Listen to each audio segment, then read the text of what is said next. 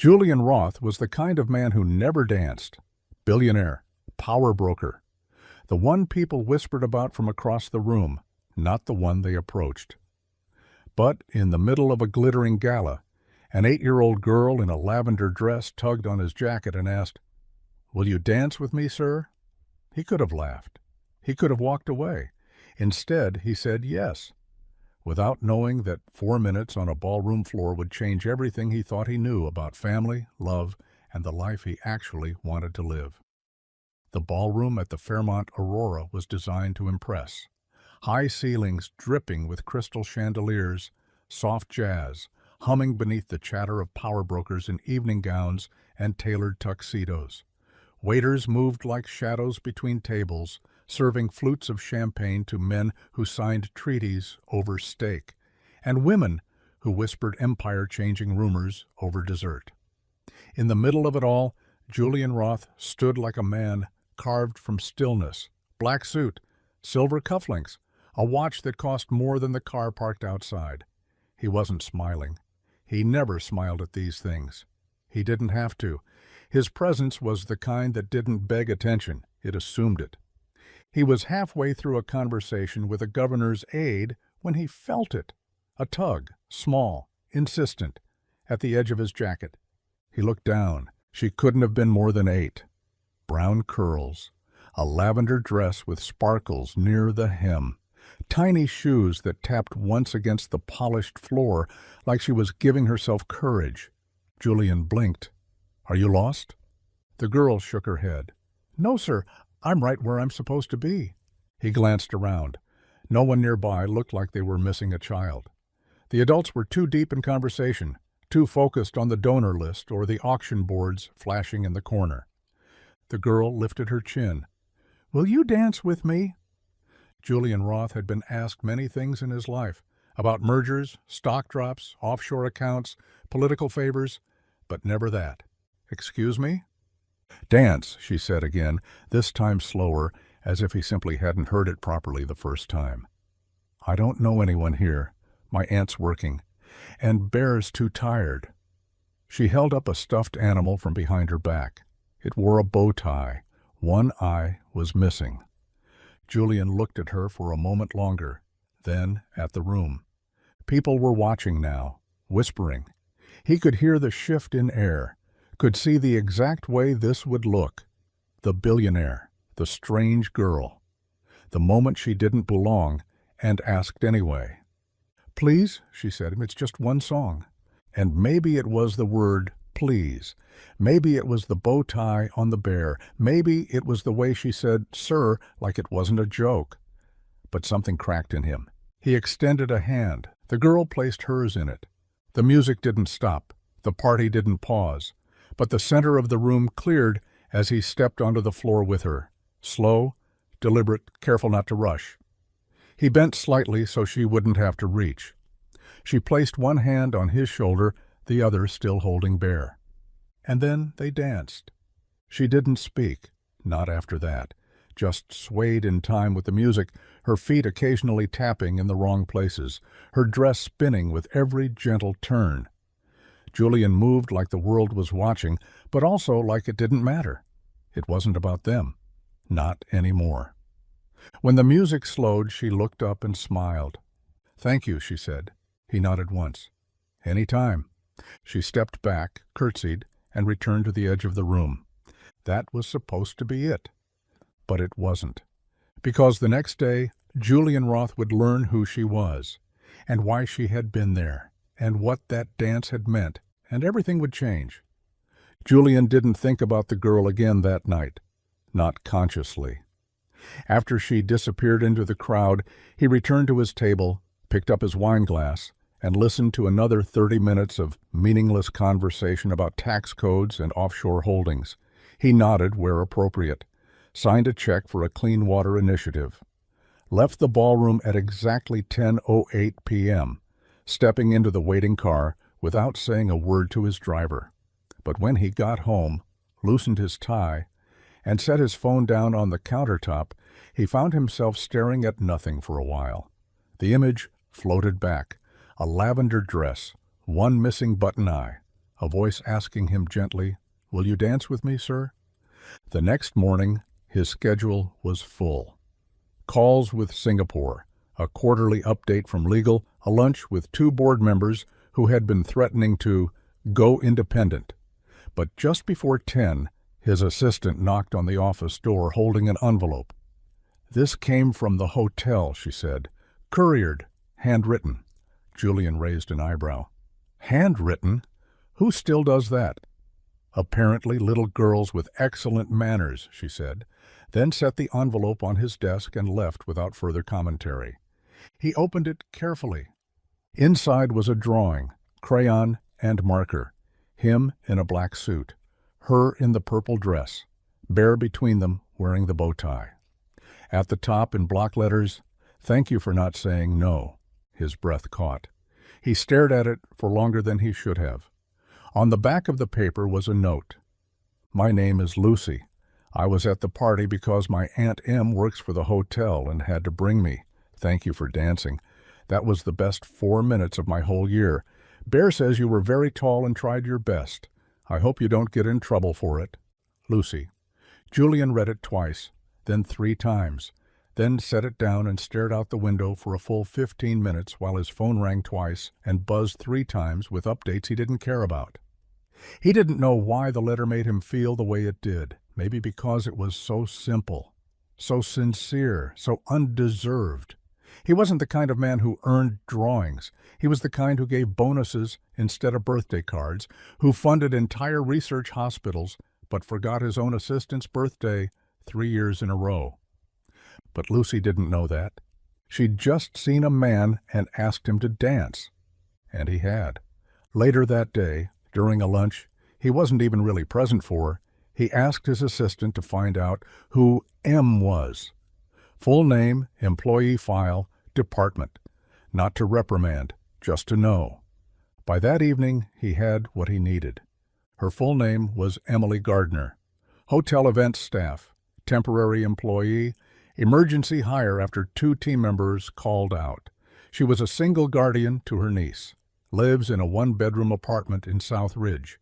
No family listed on file. Julian stared at the file for a long time. Then, on a whim, or maybe something more, he asked his driver to take a detour. They parked down the block from a weather-worn building with peeling paint and bikes chained to the stair railing. He sat in the car and watched as a little girl in a lavender hoodie emerged from the front door. She was walking a few steps ahead of her aunt, clutching Bear, singing softly under her breath. He didn't get out, didn't say a word. But when she skipped once, just once, and looked up at the sky like it had something to say back, he smiled. He wasn't supposed to know her, but somehow she had found him. Julian told no one, not his assistant, not his board, not even his driver, who raised an eyebrow the 3rd time in a week Julian asked to be dropped off on that same street in South Ridge and waited exactly 31 minutes before returning to the car without explanation. He didn't knock. He didn't interfere. He just watched. He didn't know why, only that something in him had been rerouted. On the 4th visit he saw Lucy again. She was sitting on the curb this time, drawing with sidewalk chalk. Bear was propped beside her, now wearing a tiny red cape. Her aunt, Em, sat behind her on the front step, legs crossed, reading from a battered library book. Lucy was humming, her feet swinging. She was writing something in big block letters across the pavement, slowly, with focus. Julian leaned forward in the car to read it. "Don't have to be rich to be kind." His throat tightened. She didn't look up, didn't see him, didn't know that a man with more money than most cities had been sitting across the street for almost half an hour just to make sure she got home safely. But Julian saw her, saw all of her. Her tiny world of chalk and capes and quiet defiance. She was reminding the concrete of something the city had forgotten. That night he couldn't sleep. He got up around 2 a.m., made coffee, and walked through the echo of his penthouse apartment, the walls cold with wealth, the windows blind to everything but city lights. There were no drawings taped to the fridge, No tiny shoes by the door. No forgotten juice boxes or storybooks half closed beside a lamp. There was no softness, only silence. He found himself standing in front of Lucy's drawing, the one she'd sent to his office. He had framed it, without telling anyone, hung it beside an original Warhol like it belonged there, like it balanced the room, because it did. The next day he called the hotel. He asked to speak to Emily Gardner. When she came on the line, her voice was cautious. "This is Em. Can I help you?" He hesitated, then said, "This is Julian Roth. We met at the Gala. Technically, your niece met me first." There was a long pause. "You're the one she danced with." "Yes." Another pause. "Are you calling because there was a problem?" "No," he said quickly. "Nothing like that. I just wanted to return the favor." "The favor?" "She asked me to dance. I said yes. Now I'm asking if I can return the kindness somehow." Emily laughed, low and a little tired. "She didn't think you'd remember." "I remember everything," he said. She exhaled. "I don't know what to say." "Say you'll meet me for coffee." Silence. He waited. Then, "Not for me, but for Lucy, yeah, she'd like that." He hung up, unsure of what he'd just done. But for the first time in a long time, his next meeting could wait. They met at a small cafe on the east side, one that smelled like cinnamon and served hot cocoa with tiny marshmallows even when it wasn't on the menu. Julian arrived 10 minutes early, which for him was late. He sat at the corner table near the window, straight-backed, in a black coat that still had the scent of rain on it. He ordered nothing. Just waited. Emily arrived right on time. She wore a navy windbreaker, jeans, and boots scuffed at the toes. Her hair was pulled back, face tired but composed. She walked in with Lucy at her side. Same curls, same spark of unfiltered honesty in her eyes. Bear clutched beneath one arm with a new Band-Aid stuck to his foot. Lucy spotted him instantly. Her face lit up like he was someone she'd expected to see again, like it was only a matter of time. "You came," she said, sliding into the seat across from him without hesitation. "You invited me," he replied. Emily sat down slower, more carefully. "She's been talking about that dance for weeks. I figured I should at least make sure she didn't make the whole thing up." "I can confirm," he said. "It happened." Lucy leaned forward. "Bear says thanks. He said no one else ever lets him come to parties." Julian nodded solemnly. "Bear is always welcome at mine." They talked, not about money, not about business, about cartoons and art class and Lucy's insistence that she would one day be the mayor, but only if I get to make every Monday a pajama day. Emily didn't say much at first. She watched, evaluated, measured him like someone who'd been let down too many times and didn't have the luxury of believing things easily. Eventually, she spoke. "She's been through a lot," Emily said quietly. "Before me, before now." "I figured," Julian said. "I'm not her mom. I'm her aunt, her legal guardian. Her caseworker said I was the only one on the list who didn't hang up when they called." "Thank you for picking up." Emily glanced at Lucy, who was now drawing something with a crayon she'd pulled from her coat pocket onto a napkin. "She doesn't get a lot of people saying yes. She asked me before I could say no." They sat in silence for a moment. Then Emily asked the question, "What is this?" Julian looked at her. "You mean this meeting?" "No, I mean you, us, this attention. What are you doing, Mr. Roth?" He was quiet for a beat. Then he looked at Lucy, who was now holding the napkin up to the light like it was a stained glass window. "I'm trying to figure out," he said slowly, "why the one moment I didn't plan for is the only one that felt right." Emily looked at him for a long time, like she was trying to decide whether he meant it or if he was just another man wrapped in charm and power. "I'm not asking for anything," Julian added. "Not from you, not from her. I want to know her, that's all." Emily didn't smile, but she nodded. "That's a start," she said. When they left the cafe, Lucy reached out and took his hand without asking, just for a moment. just long enough.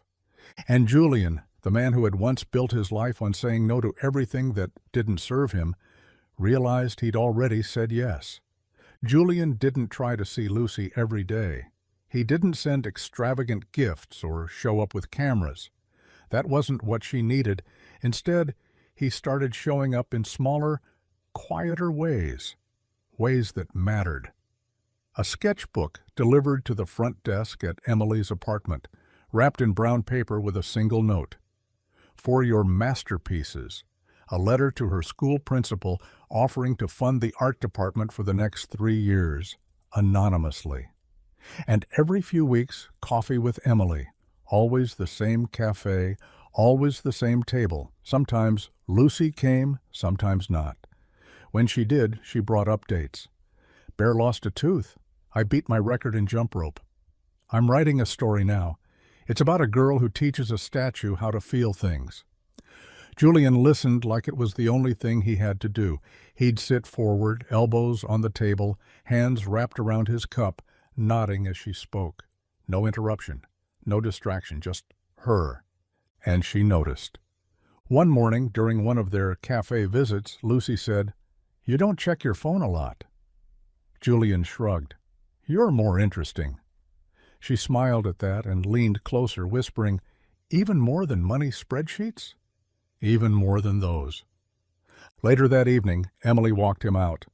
They stood by his car in the half-lit parking lot, the kind of quiet hanging between them that only comes when something unspoken has grown too large to ignore. "You mean it, don't you?" she said. "This, whatever this is." Julian turned to her. "Yes." "Why?" He didn't flinch. "Because I didn't know I had room for anything real until she made space for it." Emily didn't speak, but she didn't walk away either. 3 weeks later, the call came. Lucy was sick. Not hospital sick, but enough to miss school, enough that Bear had been promoted to full-time nurse. Julian sent flowers, then soup. Then a note handwritten in his own sharp, careful script. "Get better soon. I'm saving a dance for the next party." That night, Emily texted for the first time. "She wants to call you, just for a minute." When his phone rang, he answered on the first ring. Her voice was a rasp. "Bear says soup isn't dinner." Bear sounds opinionated. "He's tired. So am I." "I bet. You're doing a lot of healing." There was silence. Then, "You're not going away, are you?" He closed his eyes. "No, I'm not." Another silence, heavier this time. Then she said so softly he almost missed it, "Okay." He stayed on the line until she fell asleep. He knew the rhythm of her breathing now. He stayed until he was sure she knew he was still there. Winter crept in with early sunsets and skies the color of ash. Julian found himself thinking more and more about warmth, not just the physical kind, but the kind that came from presence. From knowing that someone was waiting for you to walk through the door, from the silence that wasn't empty but full of shared understanding. He'd spent his whole life believing comfort came from control. Now he knew it came from being chosen, again and again, by someone who didn't have to. Lucy got better. She bounced back like kids do, suddenly, all at once, as if nothing had happened. But something had. The way she looked at him changed, not in a way that demanded more, but in a way that assumed he'd be there, as if the space he occupied in her life had solidified without ceremony. The week before Christmas, she asked if he wanted to come to her school's winter recital. "It's not fancy," she warned him. "We're doing scarves instead of costumes, and Bear's not allowed to perform anymore after last year." "What happened last year?" He bit a snowflake. Julian smiled. "I'd be honored." He arrived 15 minutes early, took a seat in the back row so he wouldn't draw attention. Emily joined him a few minutes later, cheeks pink from the cold, hair wind-tousled. She didn't ask why he'd come. She didn't need to. When the lights dimmed and the curtain rose and Lucy stepped onto the stage in her red scarf, something shifted again. She spotted him immediately. Didn't wave, didn't grin, just smiled in that quiet, knowing way she always did when she was grounded, when she was sure. She danced in the second number, a soft, simple routine set to a slow version of Let It Snow. She moved with careful steps, arms out, face full of concentration. She wasn't the best dancer, but she didn't look scared. She looked safe. Afterward, in the crowded hallway, she ran straight to him. "You saw?" "I wouldn't have missed it." Emily walked slower behind her, holding both coats. She was worried you'd be too busy. "I am," he said, "but never for this." Lucy looked up at him. "You promised to dance again." Julian raised an eyebrow. "Here?" "No," she said. "At the hotel. I heard there's another party in January. I asked Aunt Em, and she said maybe we could go. Not work this time, just to be there." Emily's eyes widened slightly. She cornered the concierge herself. Julian looked at Lucy, then at Emily. Then he said the words that none of them had planned for, but all of them understood. "Then I guess it's a date." The second party at the hotel wasn't a gala. It wasn't covered by press or populated by senators or billionaires in glass-sharp suits. It was a charity benefit, smaller, softer, held in the same ballroom, but transformed by fairy lights, paper stars, and centerpieces made by local school kids. Julian had sponsored it quietly under one of his lesser-known foundations. Not to make a point, not even to be seen, just because Lucy had said she wanted to come back, and so he'd made sure there would be something worth returning to. Lucy arrived just past 7, wearing a navy blue dress with silver stars stitched along the hem. Bear had a new tie, crooked and clearly hand-drawn. Emily stood beside her in a simple black dress, her hair pinned back. She looked nervous, but she didn't pull away when Julian offered his hand. "Welcome back," he said to Lucy. She curtsied, because of course she did. "Bear has questions about the snack table." Julian leaned down. "As he should. I had them triple the cookies." She beamed. The night moved like a dream. They danced, not one song, but two. The second slower. Lucy led. Julian followed. He didn't care who watched. The room could have disappeared, and he wouldn't have noticed. Because every time she looked up at him with those eyes, the rest of the world slipped out of focus. Later, while Emily spoke to someone near the silent auction table, Julian and Lucy sat on the floor near the window, sharing a plate of cookies and watching the city glitter through the glass. "You know," she said, chewing thoughtfully, "this might be my favorite memory." He smiled. "Which part?" "The first time you said yes." She looked over at him. "Do you remember it?" "I remember everything."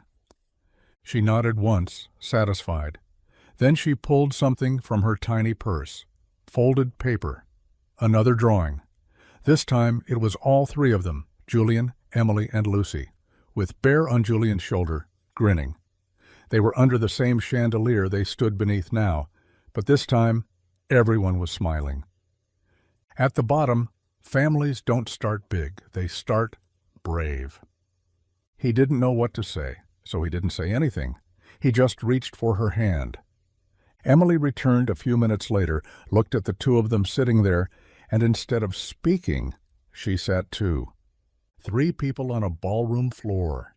No spotlight, no press. Just a girl who asked a question, and a man who finally understood the answer. Julian never officially moved them in. There wasn't a day marked on the calendar, no announcement made, or bag ceremoniously packed. It just happened, slowly, quietly, like a sunrise. First, it was Lucy's art supplies appearing in a drawer in his kitchen. Then her toothbrush beside his. Then Bear getting his own designated spot on the living room couch. Emily began using the coffee maker without asking. She started leaving her book open on the armrest, her jacket draped over the back of a dining chair. One day Julian came home to find Lucy asleep on his office sofa, surrounded by sticky notes labeled with made-up vocabulary words like snorful, a joyful laugh sneeze, and never worry, someone who always shows up. He didn't ask when it became permanent. He just started adding more towels to the bathroom, more cereal to the pantry, more hooks by the front door. Lucy took to the space like it had always been meant for her. She memorized the view from the balcony, named every pigeon she saw, and taped a sign to Julian's home office door that read, "Serious business happens here, but only after hugs." And he left it there. On quiet mornings, he'd wake to the sound of laughter echoing down the hall. On busy afternoons, he'd take a call in the car and find himself muting the line just to listen to Lucy describe a dream she'd had about a flying library. On weekends, the three of them would take long walks through the park, Bear stuffed into Julian's coat like a permanent fixture. They looked like a family, because they were. One evening, after dinner, Lucy sat on the floor with Bear in her lap and asked, "What would have happened if you didn't say yes?" Julian looked up from the book he was reading. To what? To the dance, that first night. He considered it for a moment, then closed the book. "I think I'd still be going to parties where no one really saw me." "But they saw you," she said. "They knew your name." "Knowing your name isn't the same as knowing your heart." Lucy nodded like she understood more than she let on. "Well, Bear and I knew your heart." "You did," he said, and meant it. Later that night, after she'd gone to bed and the house had quieted, Julian stood by her door for a long time. The light from the hallway spilled across her floor, catching the edges of her drawings, pictures of cities and stars and three stick figures always standing together. He thought of everything that had come before, the cold, perfect stillness of a life built on silence, the loneliness disguised as success. And then he thought of now. He didn't need a press release or a merger or another wing of a museum with his name on it. He had a home, and it had started with one question. "Will you dance with me, sir?" The night of Lucy's 9th birthday, the apartment glowed. Not with chandeliers or expensive centerpieces, just with string lights taped along the windows and a homemade "Happy Birthday, Lucy plus Bear" banner stretched across the living room. Emily baked the cake herself, vanilla with raspberry jam in the middle, just like Lucy asked, and Julian, despite his total lack of crafting experience, helped Mia glue glitter stars to every paper plate. There were no photographers, no long guest list, just a few kids from school, 2 neighbors, Bear in his party hat, and one girl whose entire face lit up the moment she walked into the room and saw it was all for her. She ran straight to Julian and threw her arms around his waist. "You didn't forget." He looked down at her. "Lucy, I couldn't forget if I tried." "Bear says he's shocked," she whispered, eyes wide. "You actually remembered the jam." "I take my jam obligations very seriously." She giggled, then grabbed his hand and pulled him toward the cake. Everyone sang. She made a wish. She didn't say what it was. That night, after the guests left and the frosting was wiped off the counters and Bear was tucked into his corner of her bed with his new tiny scarf, a gift from Emily, Julian sat on the edge of her mattress while she brushed her hair. "Did you have a good birthday?" he asked. She nodded. "The best one." "You sure?" "Yeah." He waited, then softly, "Can I tell you something else I wished for?" "You don't have to tell me." "I want to." He nodded. "I wished we'd all still be here next year." Julian's throat tightened. "We will." "You don't know that." "I do," he said, gently but firmly. "Some people don't leave, Lucy. Some people stay." She turned toward him, suddenly quiet, her eyes more open than he was used to. "You're one of those people?" she asked. "I am now." She nodded again. "Bear says he knows." Julian smiled and reached forward, gently tucking a curl behind her ear. "Then Bear's smarter than all of us." That night, when the apartment went still, Julian stood by the living room window, watching the lights of the city blink quietly below. So much of his life had been defined by exit strategies, contracts with fine print, relationships built on polite disconnection, but not this, not her, not them. Lucy had never needed his money. She didn't care about his name. She had asked him to dance. And because of that, he'd learned what it meant to show up. Not once, not for a headline, but again and again and again. until it became forever.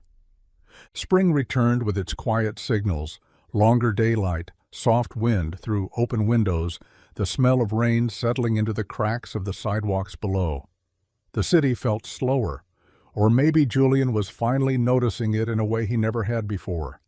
These days he woke to the sound of a child humming in the next room, to the clatter of cereal bowls and the scratch of pencils across paper. There were no alarms set to 4:45 a.m. anymore, no morning market reports on loop while he buttoned a suit jacket he didn't care about. Now his suits hung untouched for days at a time. Now his days began with Bear at the breakfast table, wearing sunglasses and a sticker that said, "Official Taste Tester." One Saturday morning, Julian took Lucy to the same hotel where they first met. She didn't know why at first. She walked beside him through the wide lobby in a yellow sundress and sandals, Bear tucked securely in her arms. Emily met them there, her smile soft and knowing, as if she suspected something. The hotel staff greeted them warmly. Of course they did. Julian had funded 3 wings of their expansion project and still tipped like it was his first job. But today he didn't ask for the ballroom. He asked for the rooftop. They took the elevator to the top floor and stepped out into sunlight, where a small table had been set beside a glass railing overlooking the city skyline. On the table, a record player, a pitcher of lemonade, 3 glasses, and a small bouquet of daisies, Lucy's favorite. Julian pressed play. The same song from the first dance began to hum into the air. Lucy blinked. "Is this a party?" "No," Julian said. "It's a thank you." "For what?" "For choosing me," he said. "For that first dance, for every day since." Lucy looked at him, confused. "But I was just a kid." "You still are," he said, kneeling so they were eye to eye. "And you changed my entire life." She didn't answer for a moment, just stepped forward and wrapped her arms around his neck, Bear squished between them. "Okay," she said. "Then I guess we're even." Emily joined them at the table, and together they sat in the sun, sipping lemonade, watching the clouds drift past like old stories being folded away. Later, before they left, Lucy asked if they could dance one more time. Julian smiled. "I was hoping you'd ask." He held out his hand. She took it. They danced, again. And this time, the world didn't stop. It didn't pause, in awe. There were no cameras, no whispers, no watchers. Just a man and a girl, and a memory that had turned into a future. Because once a little voice asked him, "Will you dance with me, sir?" And he'd said yes. And he'd never stopped dancing. Julian didn't realize how deeply she'd rearranged his life until the patterns of his days began to reflect hers. His meetings shifted later, not because he resented early calls, but because Lucy liked pancakes on weekdays now, and flipping them just right took time. His calendar no longer ended at boardrooms and bottom lines. It included things like school pickups, dentist appointments, Saturday museum trips, and Friday night blanket forts that sprawled across his formerly pristine living room. The structure of his world hadn't crumbled, it had softened, and in that softness he discovered strength he didn't know he needed. One afternoon in April, Lucy handed him a letter she'd written at school. She'd folded it into a tiny square and drawn a heart on the outside with the word "private" underlined 3 times. Julian opened it at the kitchen counter while she watched, pretending to eat a sliced apple, but chewing like she was nervous. The letter was short, neatly written, every word deliberate. "Dear Mr. Julian, I know you're already kind of like a dad, but if it's okay, I think I'd like to call you Dad for real. You don't have to say yes now, or ever. I'll still dance with you no matter what. Love, Lucy, and Bear, too." Julian didn't speak. He didn't even blink at first. He read it again, then slowly folded the paper back up, slid it into his coat pocket like it was made of glass, and crossed the room to kneel in front of her. "Lucy," he said gently, "you never needed my permission to call me that." She looked up slowly. "So, it's okay? It's the best thing anyone's ever asked me." She launched herself into his arms, the apple forgotten, Bear falling off the chair in the process and landing at Julian's feet like a silent witness to the moment. After that, she stopped calling him Mr. Julian entirely. It was Dad or nothing, even in public, especially in public. At the grocery store, she shouted down the cereal aisle, "Dad, Bear wants the kind with the marshmallows." In a meeting with one of his board members, she wandered into his home office with a juice box and said, "Dad, I don't want to interrupt, but Bear has a question about economic fairness." Julian didn't correct her, not once. He answered the questions, bought the cereal, smiled every single time. One morning, as they were getting ready for school, Lucy asked if he remembered the gala, the first one, the dance. "Of course," he said. "I think about it all the time." "I was scared," she said. "I thought maybe I'd get kicked out." He crouched beside her and helped adjust the straps on her backpack. "Why'd you come up to me?" She looked at him, eyes steady. "Because you looked sad." Julian paused. "I did?" She nodded. "Like you were at a party but forgot how to have fun?" He laughed quietly. "That sounds about right." She reached into her backpack and pulled out a crumpled envelope. "I made this at school. It's for Bear's adoption ceremony." Julian raised an eyebrow. "Bear's what?" She nodded seriously. "We're adopting him into the family officially. You have to sign the form. It's only fair." He opened the envelope. Inside was a drawing of Bear in a suit, standing next to her and Julian. Above it, "Family means you're stuck with hugs forever." He signed the paper at the bottom. So did she. Then she pressed her thumbprint beside the signature. "Now it's legal," she said. Julian stared at her, marveling at the way she built her world with crayons and certainty, and how lucky he was to be part of it.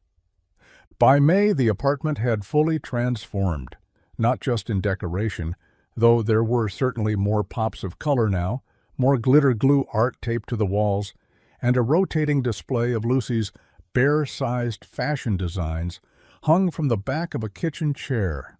But in atmosphere, it no longer felt like a curated adult space. It felt lived in, loved. And that feeling echoed through every corner. Julian began to notice things he'd once considered invisible. The weight of small hands on his arm when Lucy leaned against him to read. The way her laughter changed when she was pretending versus when it was real. The small, sharp edge in Emily's voice when she talked about school systems that didn't listen to children like Lucy. The way Lucy's eyes would drift toward him at events, just to make sure he was still there. He always was. One Thursday evening, Lucy came home with a flyer from school. "Bring your grown-up day." It was in bold red print, with glittery borders and hand-drawn stars. She slammed it on the kitchen counter like it was a VIP invitation. "You're coming," she said. "Not a question, a promise." "They said we can only bring one person. I picked you." Julian looked down at the paper. What about Aunt Em? She already came to art night, and Bear's not technically a person. She leaned her chin on the counter. "So it has to be you." He circled the date on his calendar in permanent ink. The night before the event, she practiced introducing him. "Okay," she said, pacing the hallway in her pajamas, Bear tucked under one arm. "This is my dad. He's a businessman, but not the boring kind. He likes breakfast, dances at parties, and doesn't check his phone when I'm talking." Julian tried not to smile too wide. "That's my full resume now?" "You can add it to your LinkedIn?" When the day came, he wore a navy sweater she'd picked out and the bear pin she'd given him months ago. As they walked into the school hand in hand, he felt more nervous than he had before any shareholders' meeting. She led him down the hall like royalty, waving to classmates, stopping every few feet to whisper, "That's the one I told you about," like she'd rehearsed this moment for weeks. When they reached the classroom, she tugged him toward the display board where each student had drawn a picture of their chosen grown-up. Her drawing had 3 people. Her, smiling wide, him holding Bear, Emily standing beside them with a coffee cup in one hand and a small heart drawn over her chest. Underneath it read, "My grown-ups don't just stay, they see me." His chest ached. He crouched beside her. "You really wrote that?" She nodded. "Because it's true." He looked at her for a long moment. "You know what I used to think the most powerful thing in the world was?" "What?" "Silence, stillness, control." She tilted her head.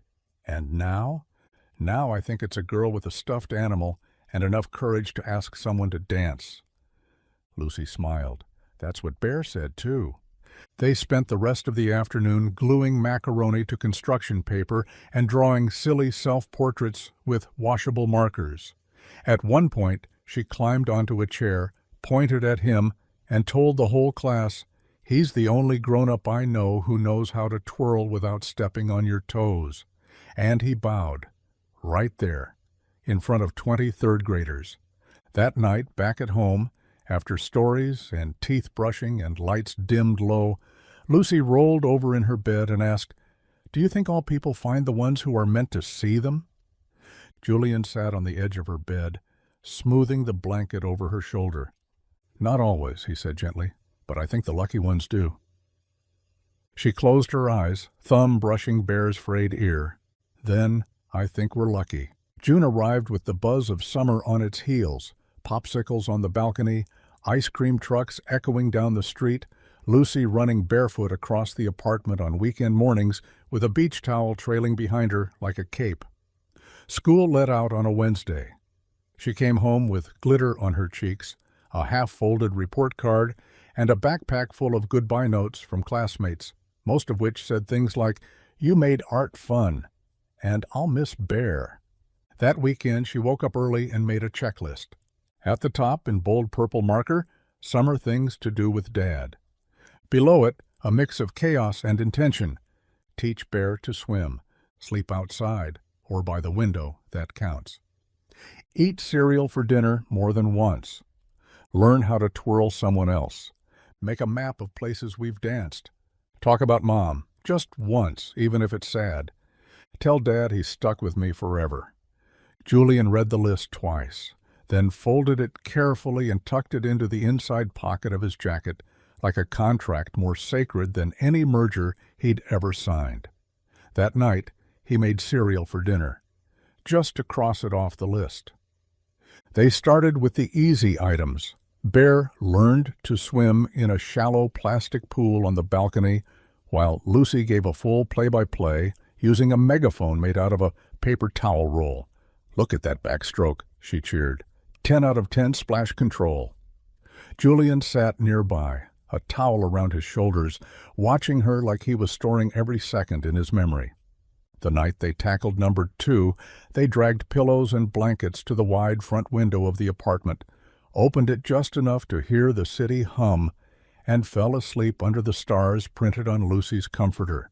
She whispered for almost an hour about her favorite teachers, her least favorite cafeteria smells, how Bear once had a nightmare about losing a button. Julian didn't say much. He didn't need to. She filled the space like music. They danced, too. In grocery store aisles, in the kitchen while waiting for toast, at the park when a busker played something soft and familiar. Lucy started a map on the fridge, drawing tiny X on a sheet of paper shaped like a city. She titled it, "Places We Stayed Until the Song Ended." Then came the hard one. Number 6. They were on the train, headed to a museum Lucy had wanted to visit for months. She sat curled in the seat beside him, Bear on her lap, staring out the window. "Can I ask you something about my mom?" she said quietly. Julian turned, giving her his full attention. "Of course." "Do you think she would have liked me? I mean, who I turned out to be?" Julian reached out and brushed her hair behind her ear. "Lucy," he said, "she would have loved you, every part of you." Lucy's voice wavered. "Even the loud parts? Especially those?" She nodded slowly. "I think maybe she sent me looking for you. She just didn't say it out loud." "She didn't have to," Julian said. "You found me anyway." They got off at the next stop, and the conversation drifted back into art exhibits and where to find the best museum snacks. But something had shifted, like the weight she'd been carrying quietly had moved from her shoulders to his, and he wasn't going to set it down. Later that night, Lucy added a tiny star to the bottom of her checklist. Just a single quiet star beside number 6, and nothing else. Julian didn't ask what it meant. He already knew. July melted into itself, days blurred with sunblock, sidewalk chalk, and the distant sound of sprinklers clicking on and off. Lucy declared it the summer of doing things that feel like forever, and Julian let her run the show. She made an official schedule with a sparkly pen and taped it to the fridge right next to Bear's new laminated ID badge that read, Chief Summer Officer. Mondays were for making art. Tuesdays for reading in ridiculous places. Wednesdays they cooked together, even if it was just sandwiches shaped like stars. Thursdays were anything can happen days. Fridays were for dancing, and they did. Every single Friday, no matter where they were, no matter who was watching. In the park, in the apartment, on the quiet rooftop of a building Julian technically still owned, but now only used for moments like this. Lucy brought Bear everywhere. He wore sunglasses now and had a tiny towel wrapped around him like a cape. Julian played music on his phone and let her lead every dance, every spin, every step. One night, after a long day of museum hopping and ice cream and a detour to buy glow-in-the-dark sidewalk chalk, Julian and Emily sat on the couch while Lucy colored on the balcony outside, Bear supervising from a flower pot. The sun was setting. The city had gone soft. "She's different," Emily said. Julian looked at her. "Since when?" "Since you. Since this. Since she got to stop waiting." He didn't respond for a moment, then said, "So am I." Emily smiled. "She wants to ask you something, but she's scared it's too big." "What is it?" "I think you should let her tell you." They sat in silence for a while. Then, as if summoned by magic or intuition, Lucy stepped inside, barefoot, chalk dust on her knees, and held something behind her back. "I made you something," she said. Julian held out his hands. She placed a drawing into them, folded in half. On the front was a heart drawn in bright red crayon. Inside was a simple sentence. "Will you adopt me?" He looked up. Her eyes were wide, her shoulders stiff. "I know you already do all the dad stuff," she said quickly, "but I want it to be forever, not just in the way we say it. In the way people know, on paper, in the world, where it counts." Julian didn't speak. He set the paper down gently on the coffee table and opened his arms.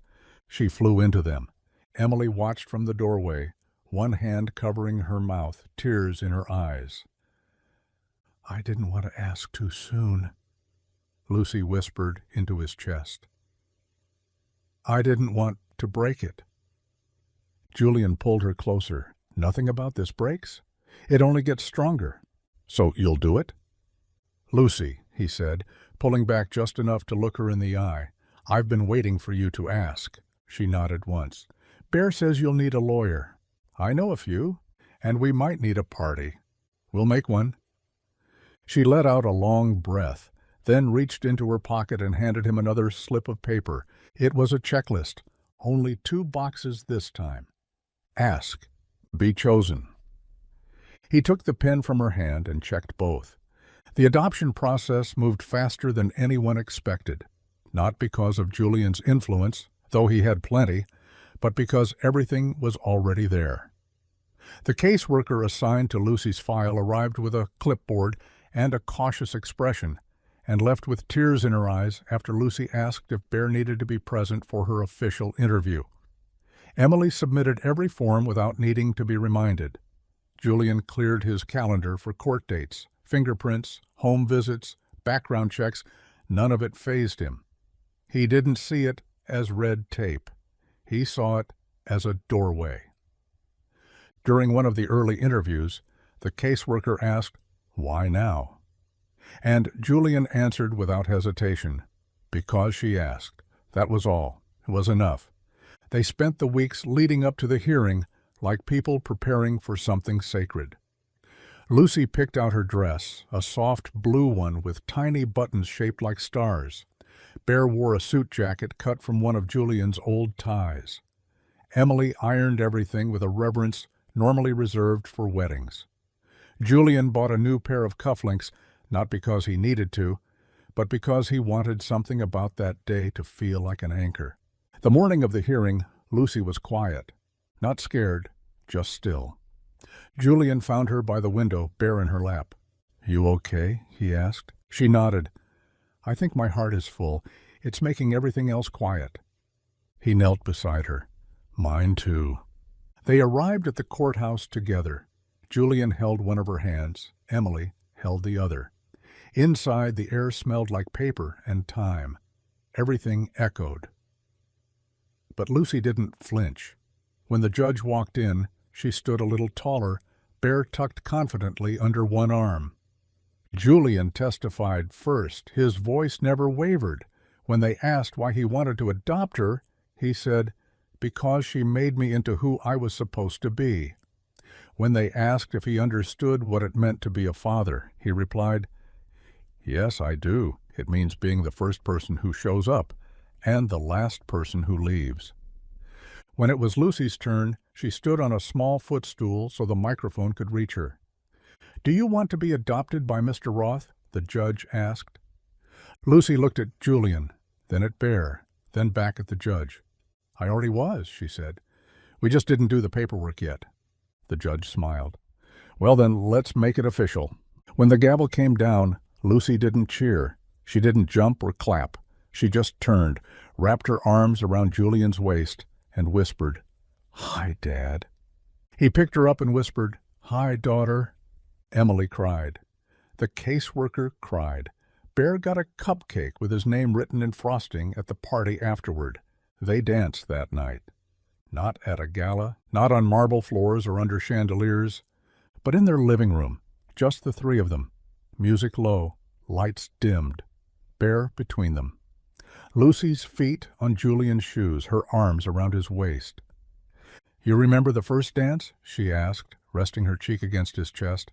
"I'll remember it forever." She smiled. "This one's better." And he agreed, because this time there was no maybe, no waiting, no chance it could end. This time the dance didn't lead into silence. It led home. August brought long, golden evenings, and the kind of stillness that settles only when something hard-won has finally rooted itself. The adoption was official now. So was the change in her last name. Lucy had written it on everything, her notebooks, her library card, even the side of Bear's travel case. Lucy Roth. She said it like a secret and a song. Julian took 2 weeks off work for the first time in his life. Not for a vacation, not for an emergency, just to be there, to linger, to let every small thing matter. They built a kite together, took the train to nowhere in particular, just to get off and explore a new park. Julian taught her how to play chess. She taught him how to lose graciously. Bear started wearing a new sash that said Big Brother. Lucy claimed it was symbolic.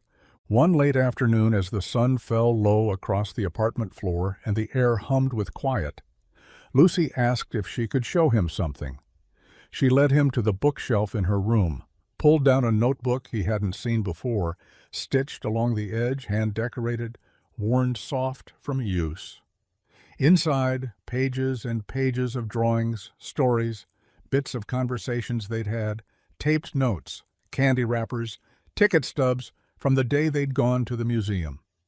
At the front, in bold marker, the title, The Book of Yes. Julian turned the pages slowly, reading every line like scripture. On page 4 there was a picture of him at the gala, stiff and unsure, holding the hand of a tiny girl with stars drawn around her head. Above them, in Lucy's handwriting, this is the before. Page 5 showed them, dancing. Then came the drawings of the cafe, the chalk art, the sleepovers, the cereal for dinner nights, her birthday, the courtroom. And on the last page, a drawing of their living room. The three of them dancing barefoot, with Bear in the middle and music notes swirling all around. The caption read, "This is the after. This is what happens when you say yes." Julian stared at it for a long time. "I wanted to show you before school starts," Lucy said, "so you remember, even when you're busy again." He reached for her hand. "I won't forget." "You promise?" "I do." She hugged him then, tight, no words, and he realized there was nothing left undone, no waiting, no almost. Everything that mattered was here, and it was real. Later that night, as she slept soundly in the next room and the city moved gently outside the window, Julian stood alone in the kitchen flipping through the Book of Yes one more time. Page by page, frame by frame. It wasn't just Lucy's story, it was his too. The one that began the moment a little girl in a lavender dress looked up at him and asked, "Will you dance with me, sir?" And everything changed. The morning of Lucy's first day back at school came with nerves wrapped in excitement.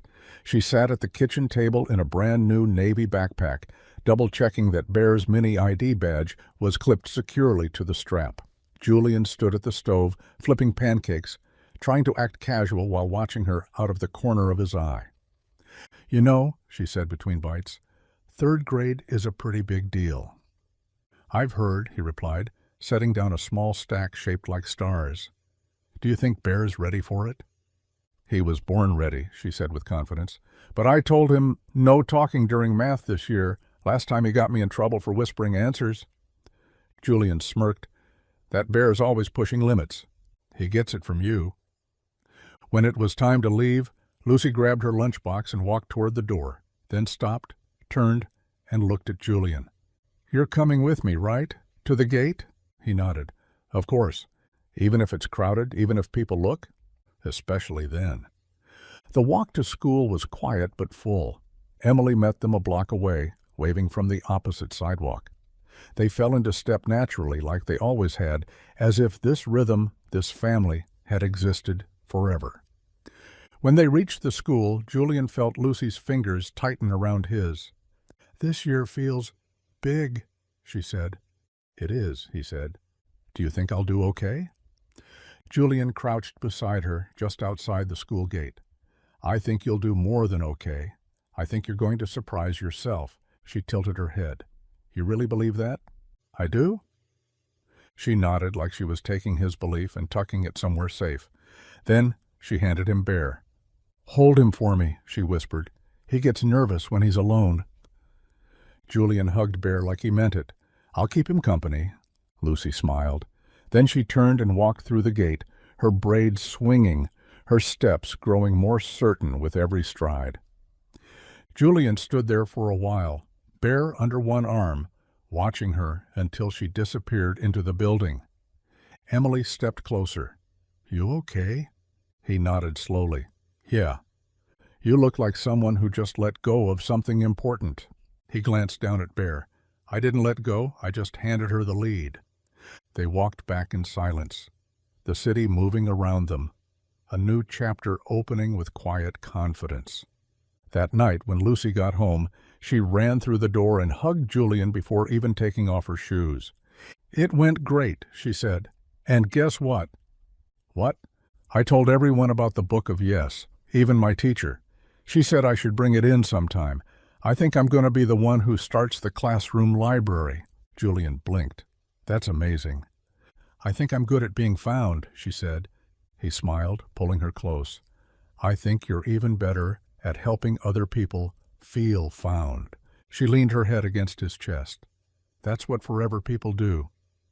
And in that moment, standing in the doorway with her arms wrapped around him and Bear pressed between them, Julian knew this wasn't a story of a billionaire and a lost girl. It was a story of finding, choosing, staying. Of one little question that turned into everything. "Will you dance with me, sir?" And the man who said yes, again and again and again. The days settled into a new kind of rhythm, one so steady it almost felt like breathing. Mornings with cereal and half-sleepy laughter, evenings with storybooks and dance parties in socks, weekends filled with sidewalk chalk, library visits, and the occasional bear-approved recipe experiment. The world outside moved fast. Headlines, deadlines, markets rising and falling. But inside their little orbit, everything slowed down, on purpose.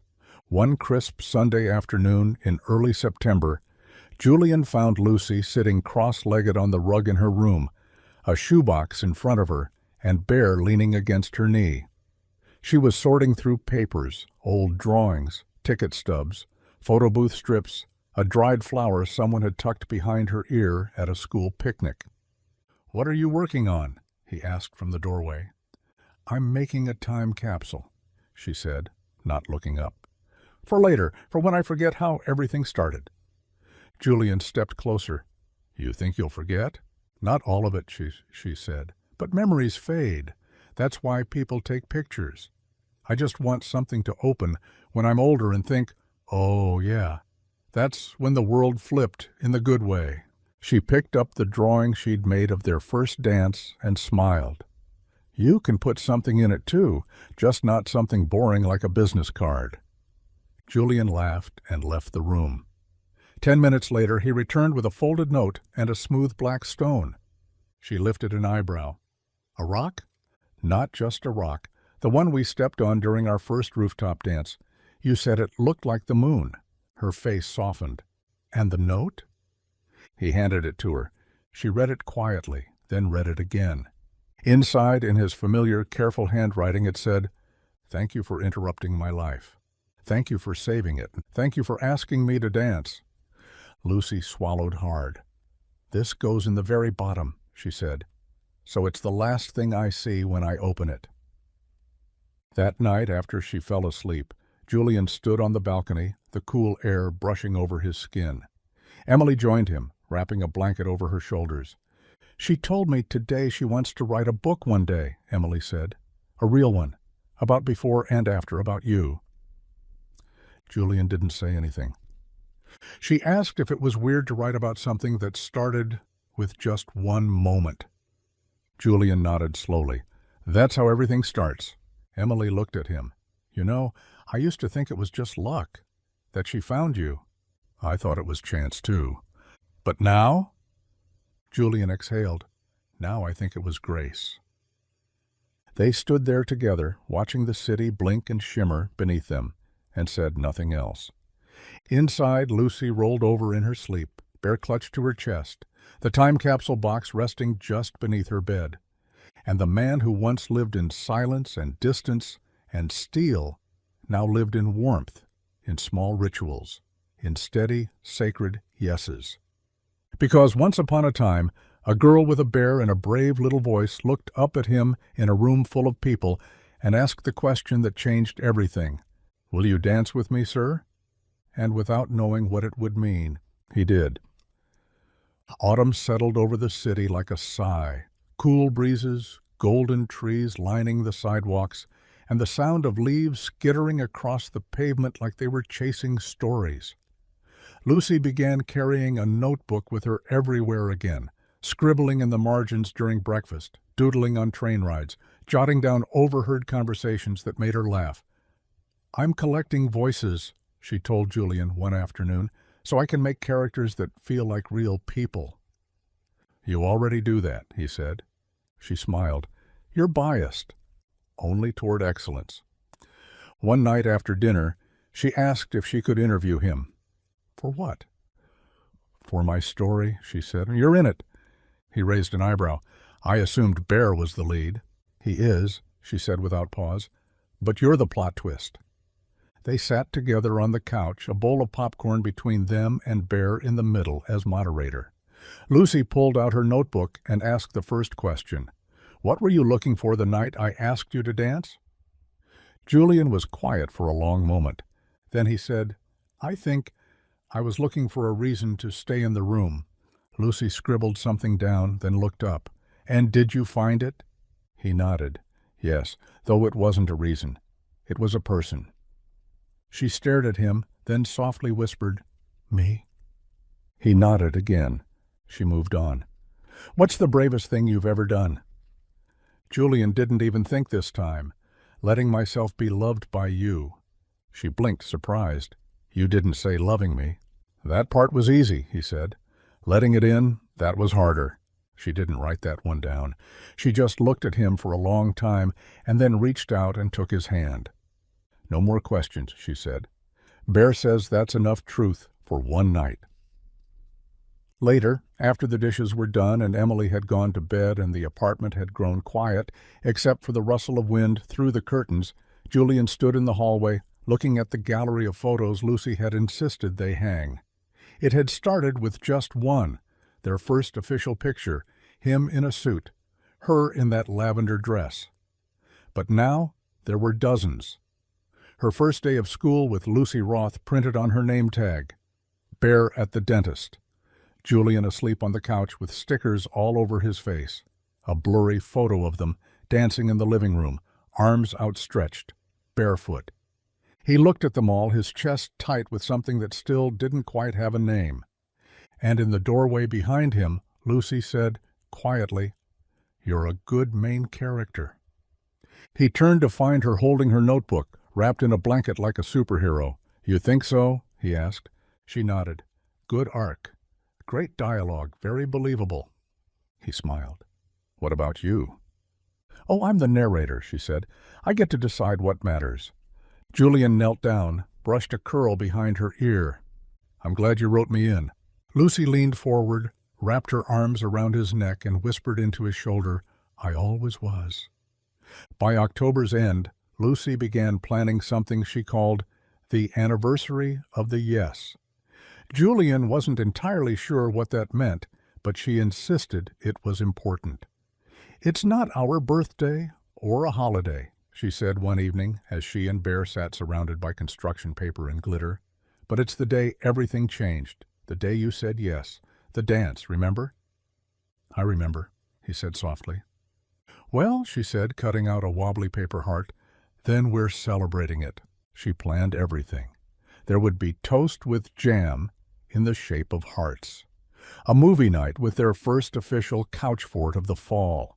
A slideshow of all her favorite photos, hand-picked and printed, projected onto the living room wall with a tiny portable projector Julian had once bought on a whim. Emily agreed to make cupcakes, and Bear would be officiating a ceremony of continued commitment, with a speech Lucy insisted on writing herself. When the day arrived, the apartment was filled with laughter, the smell of vanilla frosting, and music from the playlist Lucy had titled Yes Forever. At sunset, she made Julian stand at the edge of the living room while she cleared a little space on the rug. She had changed into a lavender dress, a size bigger than the one she'd worn that first night. Bear sat on a pillow in a bow tie, holding a tiny index card. Julian raised an eyebrow. "Is this a performance?" Lucy nodded. "It's the official redancing of the original moment." "I see." She stepped up to him, standing very straight. "Excuse me, sir," she said, grinning up at him. "Will you dance with me?" He smiled, just like he had the first time. "I'd be honored." They danced, slow and offbeat, and full of joy. Emily watched from the couch, eyes bright, clutching a cupcake in one hand and a tissue in the other. When the song ended, Lucy stepped back, caught her breath, and walked over to Bear. She picked up the index card and read aloud, "This dance is legally binding. It means you have to keep saying yes forever, even when I'm moody or loud or accidentally break your favorite coffee mug." Julian raised a hand. "Objection, I don't have a favorite mug." She grinned. "Exactly, because I already broke it." They laughed, and then Lucy stepped forward again, suddenly softer. "I'm glad you stayed," she said. "Even when it wasn't your job." Julian looked down at her, his heart full to the edges. "I stayed because I found what I didn't know I was missing." She nodded slowly. "Me too." That night, after Emily had gone to bed and the couch fort was glowing with string lights and sleepy energy, Lucy rested her head on Julian's chest and whispered, "I think this is what people mean when they say they feel at home." Julian held her close. "It is." And in the stillness of that quiet, glowing room, surrounded by paper hearts and memories made real, He realized once again just how much power there was in a single question. "Will you dance with me, sir?" And the lifetime he'd been given because he said yes. In the weeks that followed, life continued with the steady heartbeat of something sacred. School days filled with spelling tests and scribbled drawings. Weekends with blanket forts, museum visits, and lazy breakfasts that turned into early lunches. Bear got a new winter scarf, hand-knitted by Emily, and a spot on the hallway shelf labeled Executive Advisor. Lucy began writing a new story, this one longer, more complicated. She called it The Girl Who Gave the World a Heart. Every afternoon she added a few more lines in her notebook. Julian started reading over her shoulder. Not every word, just glimpses. Enough to understand that the girl in the story wasn't just Lucy. And the world she gave a heart to wasn't just a fantasy city in a far-off land. It was his world, his life, one he didn't even know had been hollow until someone walked into it holding a stuffed bear and asked him to dance. One night, as they sat in the kitchen eating cinnamon toast for dinner, Lucy looked up from her plate and asked, "Do you think I'll always remember?" Julian paused, setting down his mug. "Remember what?" "This," had she said, waving a hand around the room. "Us, how it felt. When I'm big and grown up and busy." He smiled. "Yes, you'll remember." "But what if I don't?" "Then I'll remember for you." She thought about that for a moment, then nodded slowly. "Okay. But just in case, I'm going to keep writing it down." Julian looked at her, heart full. "Good plan." That weekend, she gave him the first few pages of the story she'd been working on, printed out, stapled at the corner. She'd even added a title page and a dedication. "For Dad, who didn't run away when I asked something big." He read it at night, alone in the living room, while Bear sat on the arm of the couch in his usual watchful place. The story wasn't perfect, but it was true, in the way only a child could make it, full of wonder and mess, fear and love, all wrapped in the kind of bravery that Julian still learned from every day. The last page ended with a sentence that stopped him cold. The best stories don't begin with once upon a time. They begin with someone who didn't walk away. He closed the pages carefully, held them in both hands like something living, and in the quiet that followed, he realized again and again that no fortune, no company, no title had ever meant as much as that single line, because that had been him. And that had been her, and that still was. By the time December arrived, their apartment had transformed into something out of Lucy's imagination, a place where fairy lights wrapped around stair rails, paper snowflakes hung from door frames, and every surface smelled like cinnamon or hot chocolate. Bear wore a Santa hat. The fridge was covered in countdown calendars. Every day after school, Lucy added one more drawing to the string that stretched across the living room wall. Each picture was a memory.